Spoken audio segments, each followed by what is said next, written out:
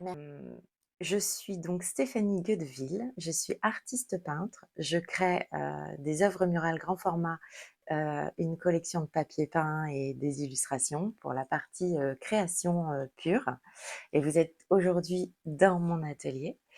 Mais je suis aussi, une accompagnatrice à la reconnexion de la pensée créative. La créativité, en fait, c'est pas uniquement, dans les œuvres d'art, dans l'art, la musique, la danse, et tout ce que l'on peut, connaître de manière plus vulgarisée. La créativité, en fait, c'est vraiment un pouvoir magique, que l'on peut mettre dans son quotidien et sur tous les sujets. Et vous voyez, moi, je suis aussi, consultante en accompagnement, du dirigeant notamment, mais pas que. J'aime, dans mes accompagnements, en fait, se reconnecter à qui l'on est. Donc voilà, dans l'accompagnement que je choisis de faire auprès des personnes, j'associe toujours, en fait, la partie personnelle de la partie professionnelle et j'aime bien, en fait, commencer à l'accompagnement par la reconnexion à soi, la connaissance de soi. Mieux se connaître pour construire la vie que je désire.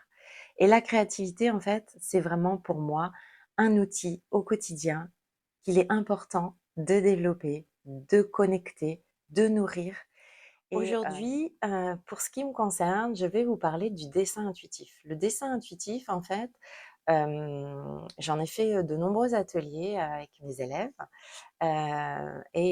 j'ai vraiment constaté que c'était un bel outil, pour justement se reconnecter à soi, prendre un moment pour soi, sans objectif. C'est vrai que, j'ai donné, des cours de dessin et d'aquarelle et ce que j'ai vraiment aimé dans tout ça, ce sont les moments où, les personnes se sont autorisées à être qui elles avaient envie d'être et qu'elles se sont autorisées à sortir du chemin et du cadre, qu'on leur donnait. Donc dans les ateliers, pour libérer sa créativité, j'aime bien utiliser le dessin intuitif parce que le dessin intuitif, c'est facile à faire, c'est sans objectif. Et ça nécessite peu de matériel et vous allez voir en fait, c'est un jeu. C'est vraiment, de la légèreté qu'on met dans son quotidien si on le souhaite, en tout cas, au moment où on se l'autorise et je pense que vous allez être assez bluffés des résultats, même si, comme je le disais, c'est pas l'objectif, hein. Quand je parle de résultat, le résultat, c'est la sensation. Le résultat, c'est, de se dire quel moment merveilleux on vient de s'offrir. Voilà, c'est ça le résultat. Et après, si vous en faites une œuvre d'art et ben, waouh ou pas. Vous avez le droit d'en faire ce que vous voulez. Voilà. Donc je vais vous montrer, je vais vous faire une petite vidéo en accéléré, dans laquelle je ne parlerai pas. J'essaierai de vous la mettre, le plus rapidement possible.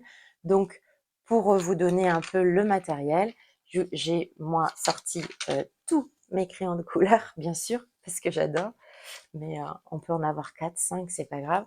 Un petit carnet, parce que le format, en fait, on peut faire du très grand format. Moi, j'ai déjà fait du A3, mais bien évidemment, ça prend du temps. Je vous conseille voilà, petit carnet A5, celui sur lequel vous allez faire le journaling. Une page blanche, une page à rayures, tout est juste et parfait. Et puis après, un crayon papier ou éventuellement un critérium. Attention, le critérium de ne pas trop appuyer, sinon ça raye le papier. Une gomme, un crayon gomme, soyons fous, pour, les accros, à la technique. Et puis bien sûr, un taille-crayon, parce que il faut des jolis crayons bien affûtés pour travailler. Voilà. Je coupe le son. Je vous mettrai peut-être une petite musique pour accompagner mon travail. Et c'est parti, en route. Je vous montre. Et coucou. Allez, ça sert à rien de voir ma tête en fait. Vous allez entendre pour l'instant quelques conseils. Je vous mets mon carnet. Je prends ou un crayon HB. En fait, le HB, c'est vraiment ce qu'on trouve le plus. Donc, faut faire simple et efficace. Ce que je vous conseille, c'est, vous avez le droit de mettre une petite musique. Je le mets pas pour pas vous perturber. Mais en fait, voilà, vous prenez votre crayon, vous le taillez bien pour qu'il voilà, il soit bien fin, bien propre. et vous allez poser votre crayon à un endroit, au milieu, sur le côté, comme vous voulez. Et vous allez donc, je vais poser mon crayon ici. Je vais fermer les yeux. Je vais calmer mon rythme cardiaque. Prends 3 grandes inspirations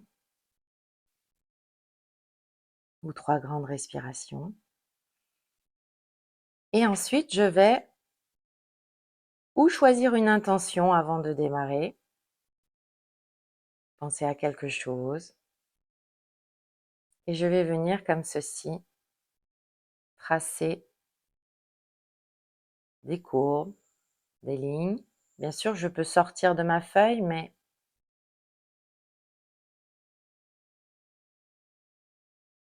voilà. Et quand j'ai fini, quand je souhaite, je peux ouvrir les yeux. Alors peut-être vous ne voyez pas trop. Je vous montre. Vous voyez, ça fait des courbes, des lignes. Donc je le tourne. Je le regarde, bien sûr. Je le tourne. Pardon.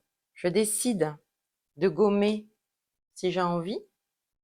Je peux éventuellement rajouter une ligne si j'ai envie. Ou je peux laisser ainsi. Et en fonction de ce que je tourne, eh ben, je peux m'amuser à y voir quelque chose. Voilà. Donc je le tourne,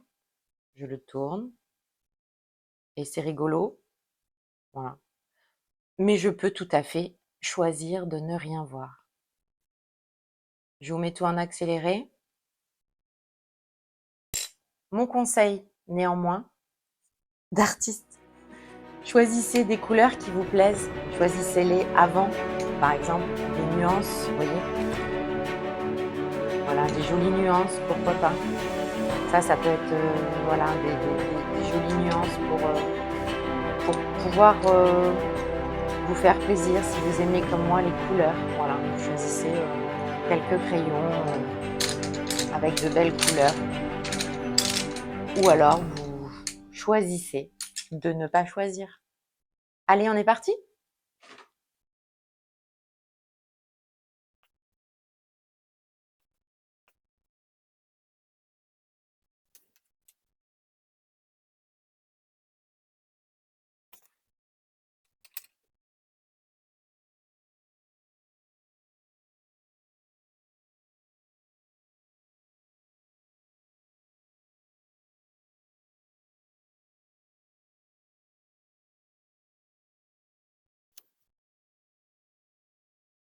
Petit conseil d'artiste.